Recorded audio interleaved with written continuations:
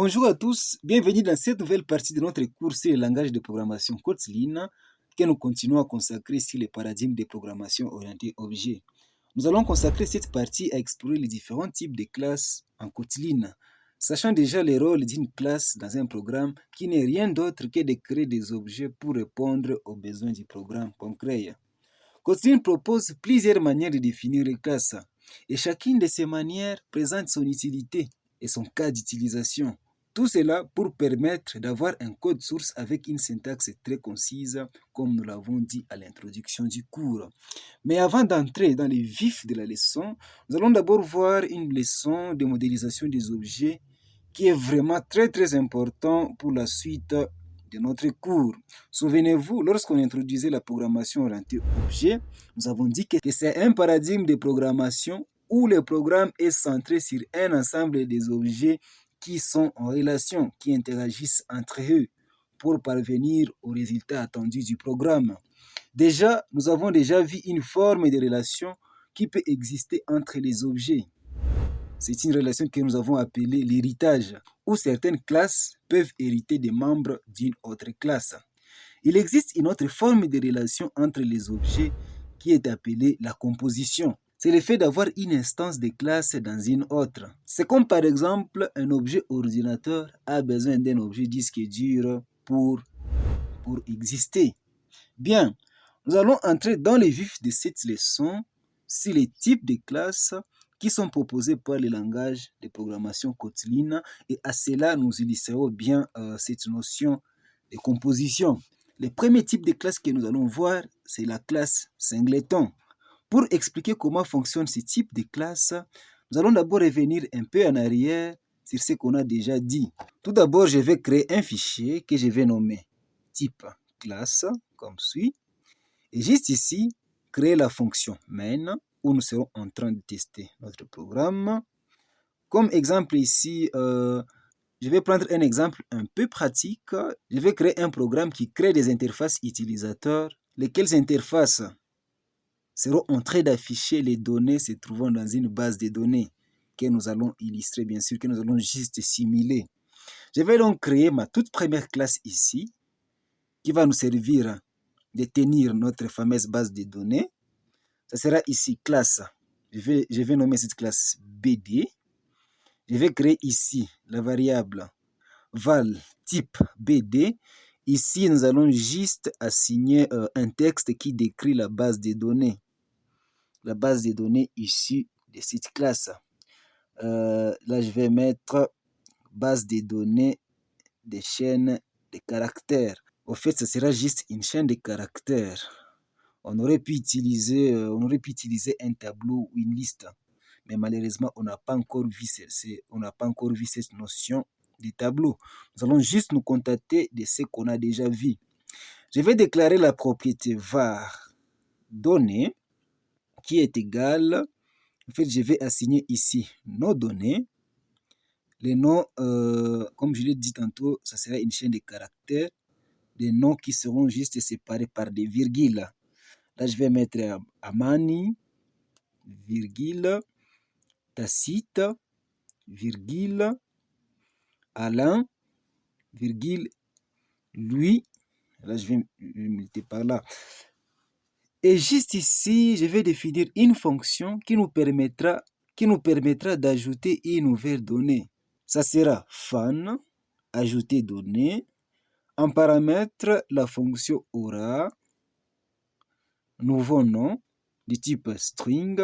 Et juste ici, on sera en train de mettre à jour la propriété donnée comme suit. Plus égale à la concaténa avec les nouveaux noms. D'abord la virgule, puis le signe $. Et là, la variable, c'est nouveau nom comme suit. Bien, nous avons dit que notre application consistera à créer des interfaces utilisateurs qui devront accéder à la base de données. Ainsi donc, je vais définir une nouvelle classe qui sera en train d'instancier l'interface utilisateur pour afficher les données de la base de données. La classe, ça sera classe UI affichée comme suit.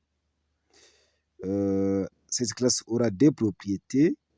val titre, ça sera du type string. Directement, je vais initialiser cette propriété par le titre ici, c'est afficher données, comme suit. Et la deuxième propriété, c'est la propriété BD, qui est une instance, qui sera une instance de la classe BD. Déjà, comme vous pouvez le remarquer, la classe UI affiché est composée d'une instance de la classe BD. Bien, je vais définir une seule fonction ici. La seule fonction que nous aurons besoin, il s'agira de la fonction fan rendre UI. En fait, c'est une fonction qui sera en train de nous permettre d'afficher les éléments sur le UI ou soit sur la console pour notre cas. Et là, directement, je vais appeler la fonction pour afficher println. Je vais afficher par les 3 guillemets comme suit. Je vais passer à la ligne. Comme vous pouvez voir, automatiquement, la fonction trim_indent a été appelée. En fait, c'est juste une fonction qui va permettre à ramener tout ce qui sera mis entre guillemets à la ligne. Là, je vais faire un cadre comme suit. Et juste ici en bas, je serai en train d'afficher les titres de l'interface en affichant la valeur de la propriété titre, arrobase titre comme suit.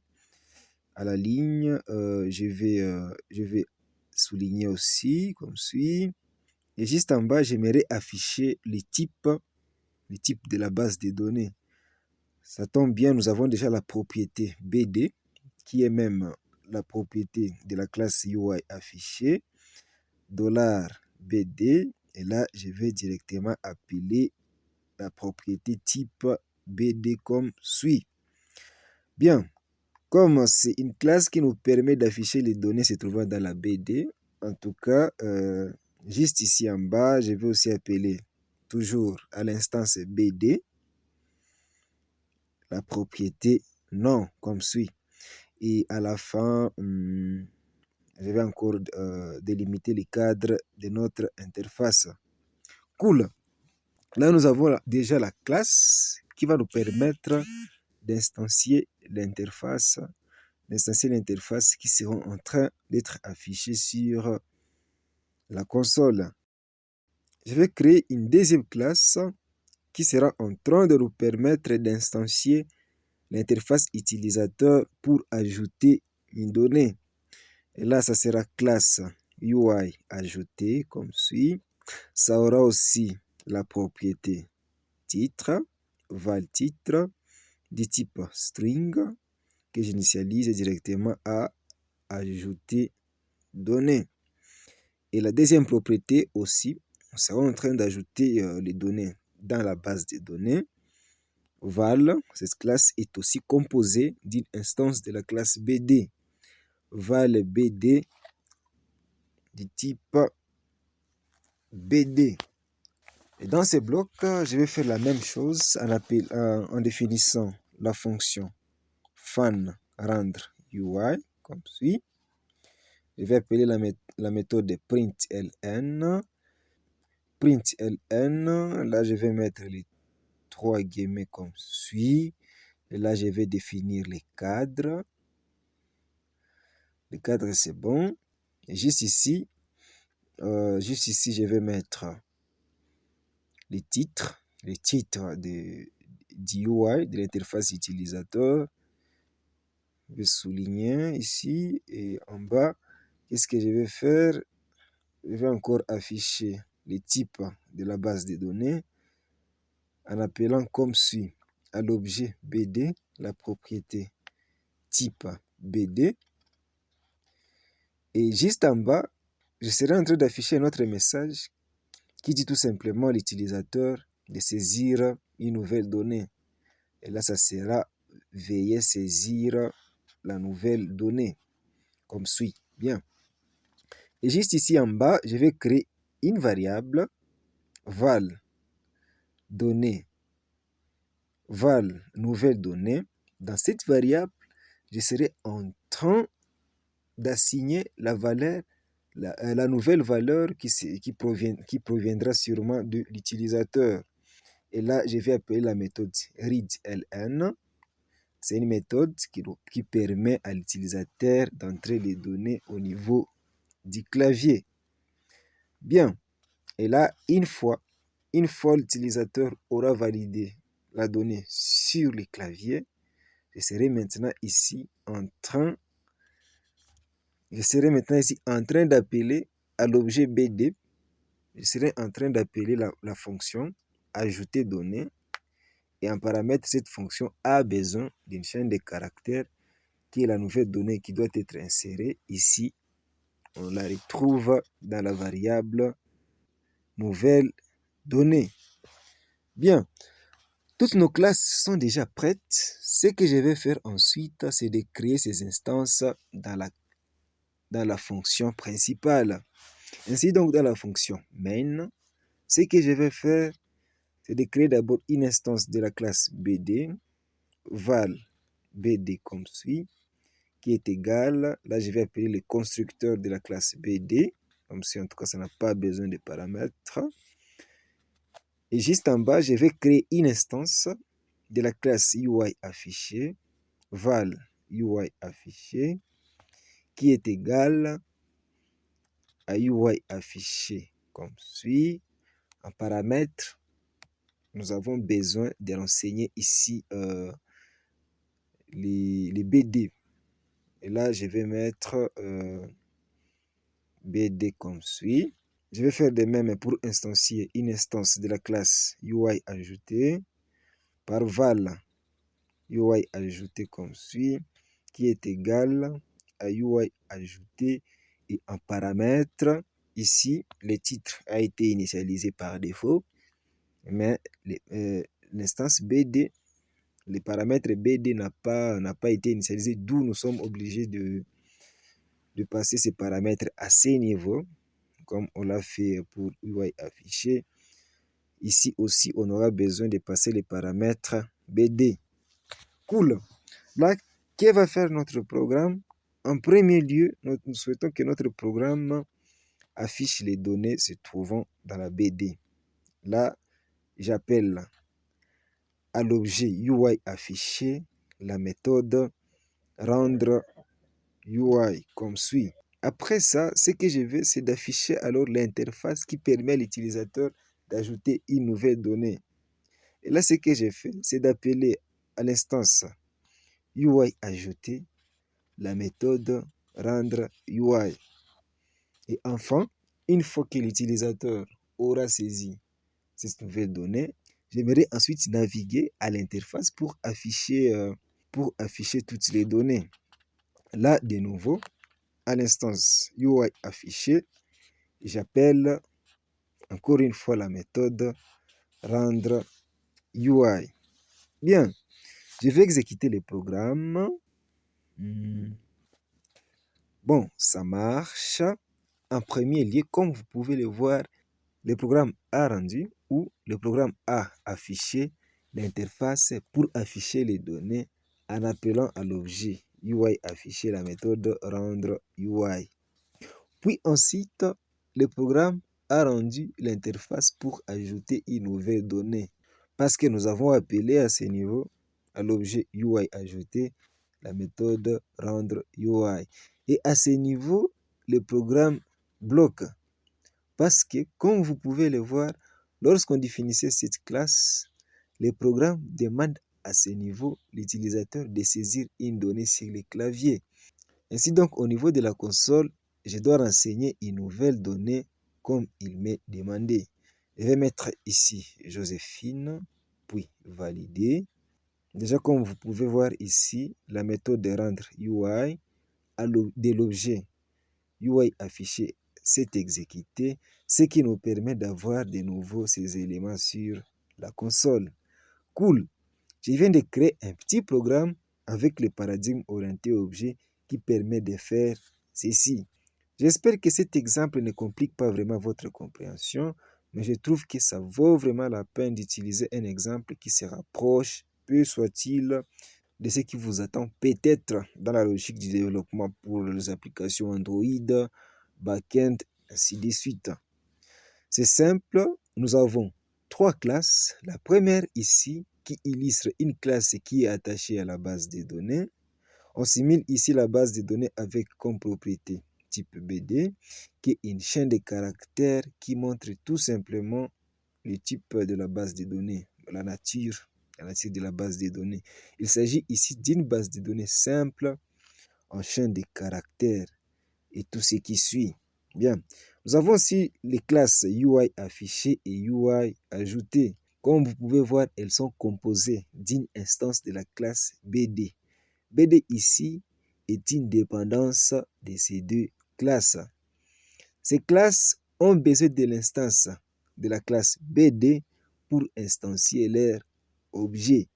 Nous allons servir de cet exemple pour illustrer le cas d'utilisation de différents types de classes avec le langage Kotlin. Remarquez d'abord une chose ici très chère d'Ève. Dans les parties précédentes, nous avons dit que lorsqu'on crée un objet, cet objet a accès à tous les membres déclarés publics au niveau de la définition de la classe. Pour accéder à ces différents membres, il suffit juste d'appeler ces membres en mettant un point, puis accéder aux membres qu'on a besoin. Comme on l'a fait ici par exemple dans la classe UI affichée. Pour accéder à la propriété type BD ou pour accéder aux membres, je dois nécessairement d'abord avoir une instance de la classe BD que j'ai ici en paramètre pour que je puisse alors avoir accès à ces membres en appelant ces membres en mettant les points. Alors, posons-nous une question.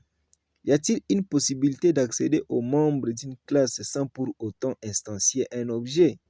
Par exemple, ici, pour accéder à la propriété type BD, l'appeler directement à la classe BD sans pour autant l'instancier. Oui, c'est possible. Cela est possible grâce à ce que l'on appelle les companion objects. Companion objects est un bloc qu'on définit dans une classe dans lequel on déclare les membres d'une classe. Ça peut être soit des méthodes ou soit des propriétés qui seront accessibles ailleurs sans pour autant instancier l'objet de cette classe. Ici, par exemple, on peut vouloir que la propriété type BD soit directement accessible ailleurs sans pour autant instancier la classe. Qu'est-ce qu'on fait à ce niveau? Je vais définir companion object et dans ces blocs, je vais copier ceci juste dans ces blocs. Comme vous pouvez le voir, ce n'est plus accessible au niveau de l'instance dans les classes UI affichées et UI ajoutées. Pour accéder à cela, nous n'avons pas vraiment besoin d'une instance. Directement, on peut l'appeler à partir du nom de la classe ici, BD. Et comme vous pouvez voir, ça y est, nous avons maintenant accès. Je vais faire la même chose dans la classe UI ajoutée. Cool, ça marche. J'espère que par ceci, vous avez vu la place du bloc companion object et à quoi ça peut servir.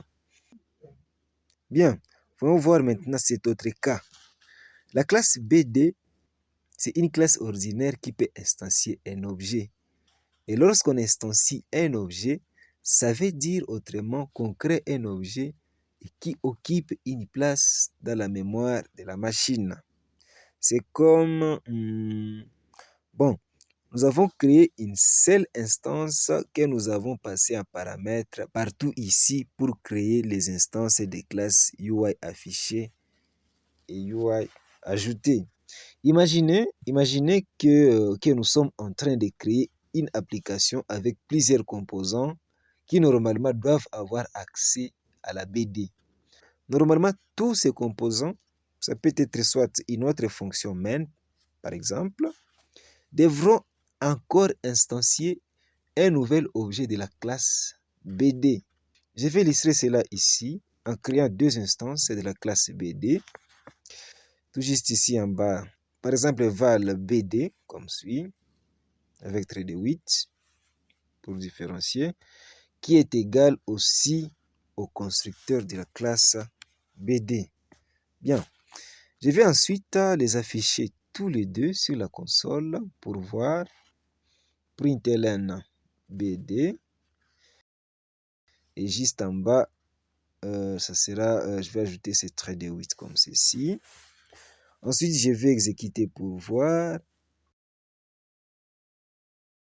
Et oui, comme vous pouvez le voir, nous avons deux instances de la même classe qui occupent des espaces mémoire différents. Mais remarquez bien, dans le contexte de notre application, nous avons une classe qui est attachée à la base de données. En tout cas, nous n'avons pas besoin de plusieurs instances de cette classe partout dans notre programme. Une seule instance suffit pour accéder à notre BD. Parce que, remarquez, si nous avons plusieurs instances de la BD, cela voudra dire que nous avons alors deux bases de données différentes, ce qui n'est pas du tout bon. Normalement, dans une application, lorsqu'on enregistre les données dans telle interface, par exemple, et lorsqu'on enregistre les données dans une autre interface, un autre composant de l'application, normalement, toutes ces données doivent être enregistrées dans une seule base de données. Que faire alors pour pallier à cela? Eh oui, la solution à ces problèmes vient à l'autre type de classe que nous propose le langage de programmation Kotlin. Il s'agit de la classe singleton. La classe singleton est un type de classe qui combine à la fois la déclaration d'une classe ainsi que l'installation d'un objet unique. On déclare cet objet avec les mots-clés object. Ici, au lieu d'utiliser les mots-clés classe, je vais mettre plutôt object comme ceci. Un objet ne supporte pas vraiment les blocs compagnon object. Je vais donc déplacer cette propriété ici et enlever les blocs compagnon object. Bien, autre chose, comme vous pouvez le remarquer ici, il y a erreur. Un objet singleton n'a pas non plus besoin d'un constructeur. N'a pas vraiment besoin d'un constructeur. Je vais donc enlever ces parenthèses. Ça marche. Ici, comme vous pouvez le constater dans la classe UI affichée, nous avons accès aux membres de l'objet singleton toujours en appelant par les points. Je vais donc exécuter le programme.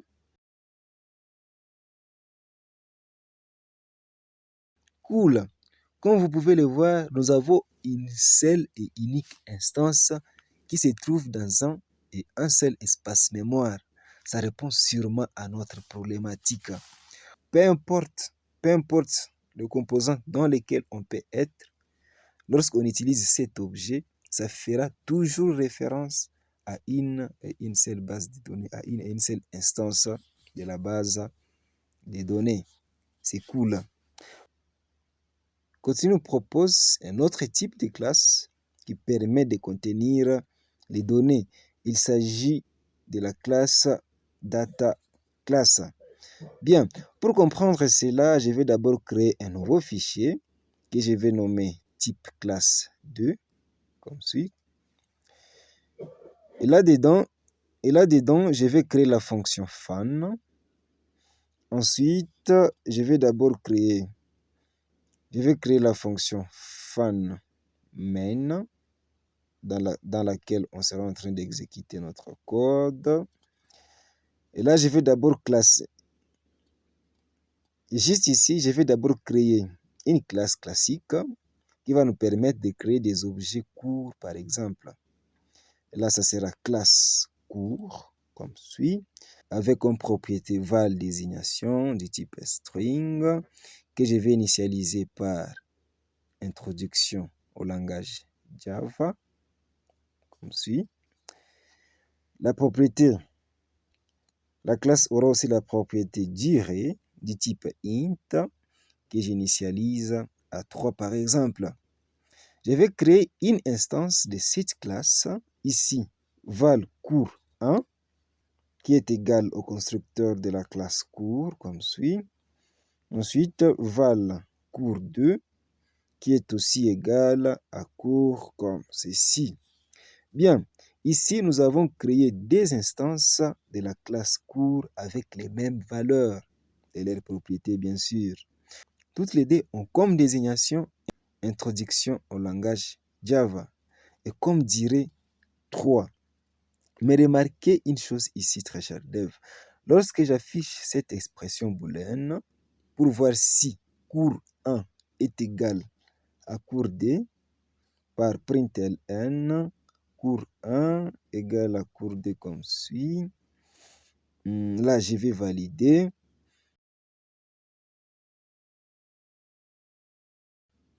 Et oui, on m'affiche false. Pourquoi des objets ayant les mêmes valeurs dans toutes les propriétés affichent false?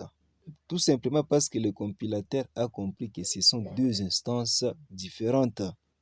Lorsque j'affiche ici ces deux instances, println cours 1 et juste en bas println cours 2, je vais exécuter. On peut voir que c'est en tout cas deux instances différentes. Mais lorsque j'affiche les valeurs de leurs propriétés, ici je vais mettre les guillemets, $ et là j'appelle la propriété désignation. Ici encore cours et là j'appelle la propriété durée. Je vais faire la même chose pour les cours 2. Ensuite, je vais exécuter.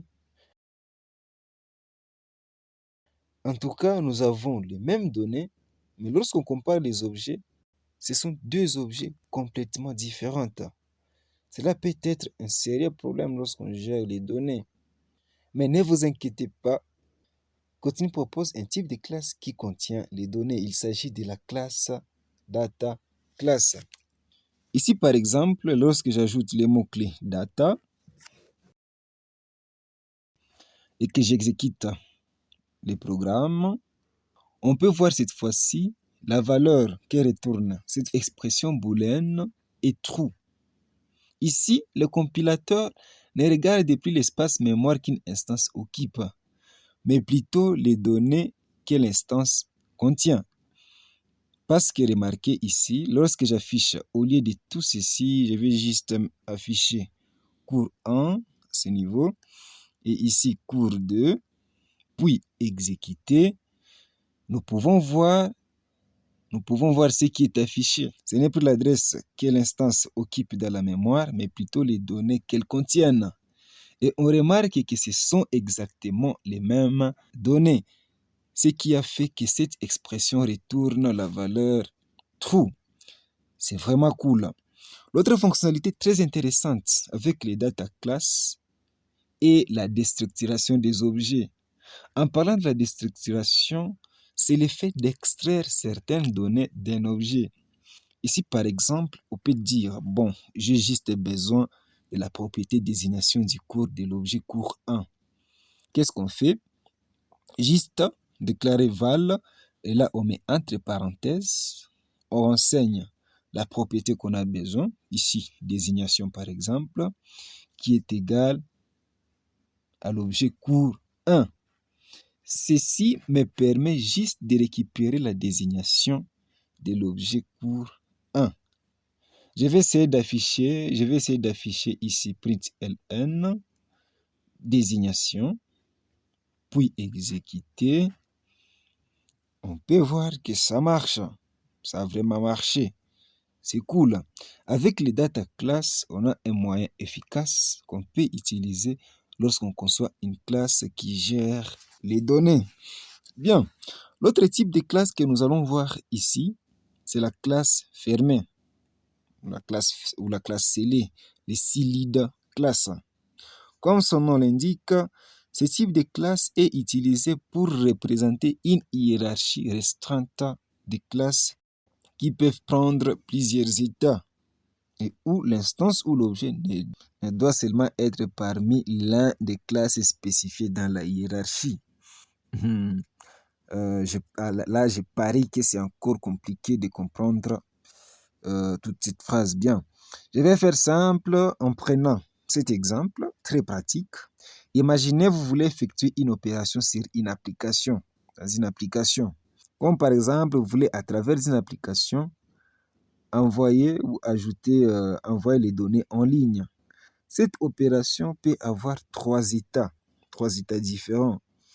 Elle peut soit être en cours lorsqu'on la déclenche, lorsqu'on déclenche cette opération. Si tout marche bien, cette opération peut prendre l'état succès, par exemple. Tout comme si l'opération échoue, s'il y a une erreur par exemple, cette application peut avoir un autre état qui est l'état échec.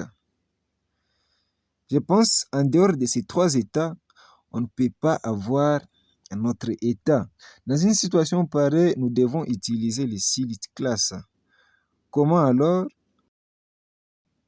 Nous allons déclarer juste ici en bas une classe avec les mots-clés Silid class. Comme nom, nous allons mettre état opération. Alors, pour déclarer les classes faisant partie de cette hiérarchie, nous devons les faire soit dans les mêmes fichiers ou dans son bloc, ce qui est le plus utilisé. Je vais donc ouvrir ici les blocs et là-dedans, j'aurai la classe. Classe en cours. Les classes de la hiérarchie doivent hériter de la classe scellée ou du Silid class. Ici, deux points, état opération comme suit. Implicitement, le Silid class est abstract. Or, un abstract class est aussi implicitement une classe open.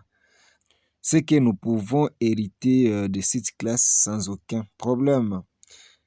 Et comme implicitement c'est une classe abstraite, c'est que le Silid class ne peut pas instancier un objet. Ça, on l'a vu dans les parties précédentes. Bien, il y a aussi la classe succès qui doit aussi hériter de la classe état opération. Et enfin, la classe échec qui hérite aussi de la classe état opération. Alors, dans la fonction main, je vais d'abord mettre tout ceci en commentaire. Dans cette fonction, imaginez que je fasse une opération ici qui ajoute le cours en ligne. Comme on l'a dit dans l'énoncé de notre exemple. Ici, je vais simuler cela par un commentaire. Là, je vais mettre opération pour ajouter un cours en ligne. Aussi. Bien, à ce niveau, si cette opération est en cours, ici, je vais créer une variable par val. Ça sera résultat opération. Là, qu'est-ce que serait en train de faire? Là, le type de cette variable doit être à mesure. Ça, c'est très important. Le type doit être à mesure de prendre les trois différents états, soit en cours, soit succès ou soit échec. Pour que cela soit possible, le type de cette variable va être la classe scellée ou le Silid class.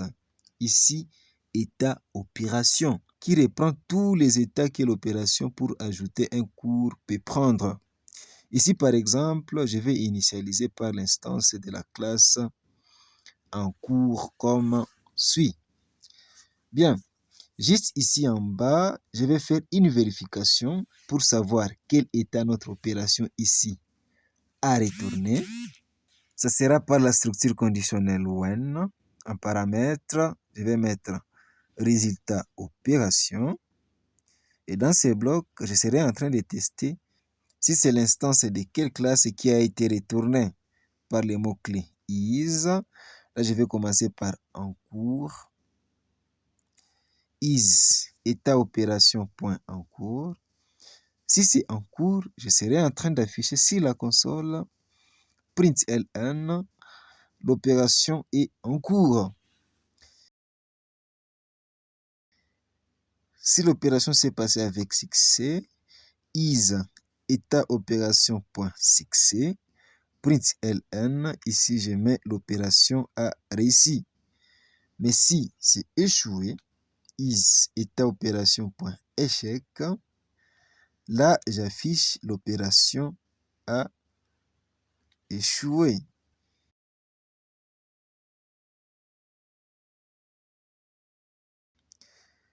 Cool. Je vais exécuter. Et oui, on peut voir sur la console qu'on nous affiche quelle opération est en cours. Supposons que l'opération a réussi. Dans ce cas, à ce niveau, je vais plutôt appeler le constructeur de la classe succès. Je vais exécuter. Cool, ça marche bien. Et s'il y a une erreur, là, je dois à ce niveau appeler le constructeur de la classe échec. Cool. Ce qui est bon avec les Silent classes est que ces classes peuvent prendre plusieurs états différents. Ici, par exemple, on peut dire, comme l'opération consiste à ajouter un cours, nous voulons qu'à chaque fois que l'opération a reçu, qu'on nous affiche aussi le nom du cours qui a été ajouté en ligne. Ici donc, la classe succès devra avoir une propriété. Ça sera la propriété val cours du type cours. Comme vous pouvez le voir, là où on appelle le constructeur de la classe succès, il y a maintenant une erreur. Parce que normalement, nous devons renseigner les cours. Je vais copier ceci juste à ce niveau pour simuler que c'est le cours qui a été envoyé en ligne. Et là, je vais passer ces cours en paramètres. Ici alors, lors de l'affichage, si l'opération a réussi, à ce niveau, après ce texte, je serai en train de passer à la ligne par /n, puis ici, $, à l'objet résultat opération, à sa propriété cours. À ceci, je vais appeler alors la propriété désignation, comme je souhaite afficher la désignation du cours ajouté. Cool, je vais exécuter et voir ce que ça va donner. Et oui, nous avons le message opération réussie, puis à la ligne, la désignation du cours, introduction au langage Java. C'est bon.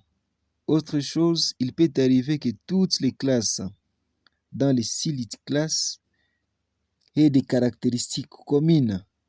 Comme par exemple ici, on peut voir que toutes ces classes ont besoin d'un message pour être affichées sur la console. Dans ce cas, au lieu de déclarer une propriété pour chaque classe, il faut plutôt la déclarer au niveau de la classe mère. Ici, val message du type string, comme suit. Vous pouvez voir partout ici, le constructeur a alors besoin de la propriété message. Je vais donc déclarer au niveau de toutes ces classes le paramètre qui sera passé au niveau du constructeur de la classe état opération. Ainsi donc ici, msg du type string, et ici je passe msg. Ici, je vais ajouter le paramètre msg du type string que je pars encore ici, tout comme au niveau de la classe échec en faisant la même chose. Le constructeur succès a maintenant besoin d'un deuxième paramètre qui est le message. Là, je vais juste prendre ceci et je vais le couper. Ici, ce qui sera affiché, c'est la valeur de la propriété message, la valeur de la propriété message de l'objet succès qui se trouve ici dans l'objet résultat opération à sa propriété message. Même à ce niveau, ça sera désormais résultat opération point message, tout comme ici. À ce niveau d'instanciation de l'objet de la classe succès, c'est là que je vais alors coller le texte que j'ai coupé. Bien, j'espère que tout ceci vous paraît encore clair, que vous ne vous êtes pas vraiment encore perdu. Je vais exécuter Et oui, nous avons toujours les résultats avec cette fois-ci un code plus concis. C'est vraiment cool. C'est tout pour cette partie, très chers devs. Nous vous remercions d'avoir regardé cette vidéo jusqu'à la fin. Si vous l'avez aimé, n'hésitez pas à la partager et à l'aimer. Et surtout, n'oubliez pas de vous abonner à notre chaîne si ce n'est pas encore fait. Du reste, portez-vous bien. À la prochaine.